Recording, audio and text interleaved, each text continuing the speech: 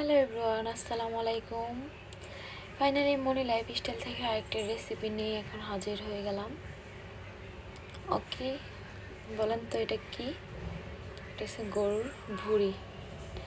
এটা এখানে ভাপ দিয়ে সিদ্ধ করে এই যে ক্লিন করে রাখা হয়েছে। এখন চলেন, ওকে লেটস গো। কীভাবে রান্না করে আমি দেখাবো, রেসিপিটা আপনাদের সাথে শেয়ার করব। ফাইনালি কড়াইটা বসাই দিলাম, তারপর এই যে তেল দিয়ে দিব। যে এখানে টমেটো কুচি আর পেঁয়াজ কুচি রাখা আছে, এখন টমেটো কুচি আর পেঁয়াজ কুচিগুলো দিয়ে দেবে। এই যে পেঁয়াজ কুচিগুলো দিয়ে দিলাম, এই যে পেঁয়াজ কুচি সবগুলো দিয়ে দিলাম। আমার কেন যে অনেক ফ্রাই প্যান অনেক ইয়ে আছে, কেন জানি আমার বেশি এই কড়াইটাতে রান্না করতে বেশি ভালো লাগে, তার জন্য এটাতে আমার বেশিরভাগ রান্না করা হয়। আমি আজকে রান্না করতেছি, সাথে সাথে বয়েস দিয়ে দিচ্ছি, কেউ কিছু মনে করবেন না। কেন বয়েস দেওয়ার কারণে অনেক সময় আপনার ভিডিওটা আমার ছাড়া হয় না, তার জন্য অনেক ব্যস্ত মাঝে আছে। এখন আমি এই যে লবণগুলো দিয়ে দিব এখন পরিমাণ মতো।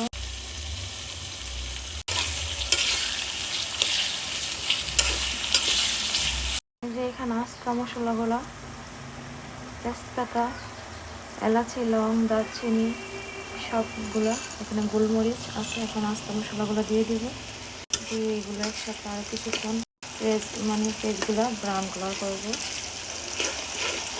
ব্রাউন কালার হলে তারপর মশলাগুলো দিব। যে এখানে রসুন বাটা 2 চামচ দিয়ে দিলাম। যে এখানে আদা বাটা 1 টেবিল চামচ আর একটু দিব, কারণ এটা তো ঘুরি ঘুরি। আর একটু দিয়ে দিলাম আদা বাটা। দিয়ে দেবো জিরা বাটা 2 চামচ, জিরা বাটা। এখানে আছে জ্যোতিক আর জায়ফল বাটা একসাথে দিয়ে দিলাম। সব মশলাগুলো একসাথে একটু নেড়ে নেব। এখানে হলুদ গুঁড়া দিয়ে দেবো। এখানে পরিমাণ মতন মরিচ গুঁড়া, মাংস মশলা আর একটু মাংস মশলা দিয়ে দিলাম মিক্সটা। এখানে ধনিয়ার গুঁড়া দিয়ে দিলাম আর একটু দিয়ে দিলাম 1.5 চামচ। দিয়ে সব কিছু উপকরণগুলো একটু নেড়ে নেব।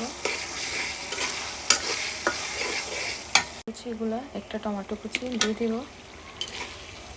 আপনার গরুর ভুঁড়িতে মশলা একটু বাড়িয়ে দিতে হবে, না হতো তো গরুর ওই ফ্লেভারটা একটা গন্ধ, ওই ফ্লেভারটা যাতে না আসে। দিয়ে একসাথে আবার একটু মশলাটা একসাথে কষিয়ে নিব। এই যে এখন গরুর ভুঁড়িগুলো দিয়ে দিব। এখানে গরুর ভুঁড়ি সবগুলো দিয়ে দিচ্ছি। এখন মশলার সাথে সবগুলো একসাথে মিক্স করব। এখানে 2টা আলু ছোট ছোট কিউব করে কেটে রাখা হয়েছিল, এগুলো একটু দিয়ে দিব। আর কার কার ভুঁড়ি পছন্দ একটু জানাবেন। এই ভুঁড়ির সাথে আলুগুলো একসাথে দিয়ে দিব।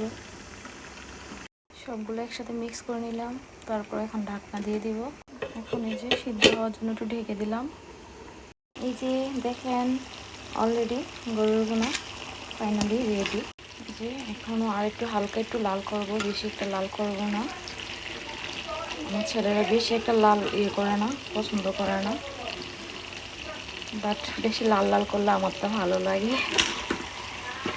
কার কাছে গরুর ভুনা ভালো লাগে ঠিক আছে, একটু কমেন্টে জানাবেন কার কাছে কেমন লাগছে, অবশ্যই জানাবেন। আর কে কে খাবেন চলে আসেন। আজকে ব্লগ ভিডিওটা একটু লং হয়ে গেছে, প্লিজ সবাই একটু ধৈর্য সহকারে দেখবেন। আর কেমন হয়েছে অবশ্যই জানাবেন। ওকে, আল্লাহ হাফেজ।